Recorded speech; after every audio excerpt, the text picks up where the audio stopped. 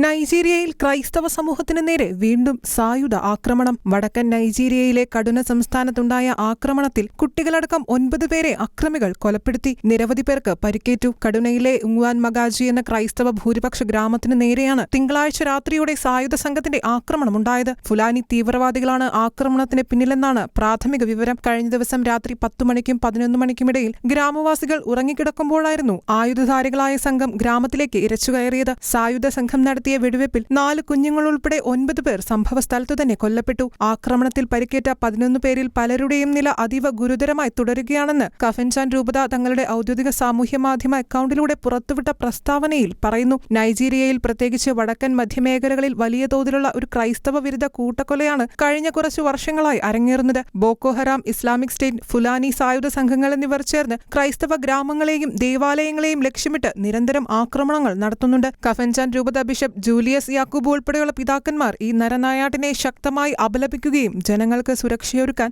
സർക്കാർ അടിയന്തരമായി ഇടപെടണമെന്ന് ആവശ്യപ്പെടുകയും ചെയ്തു. ഓപ്പൺ ഡോഴ്സ് പോലുള്ള അന്താരാഷ്ട്ര ഏജൻസികളുടെ റിപ്പോർട്ട് പ്രകാരം ലോകത്ത് ക്രൈസ്തവർ ഏറ്റവും കൂടുതൽ പീഡിപ്പിക്കപ്പെടുകയും കൊല്ലപ്പെടുകയും ചെയ്യുന്ന രാജ്യങ്ങളിലൊന്നാണ് നൈജീരിയ. International desk, ഷെഖേന news.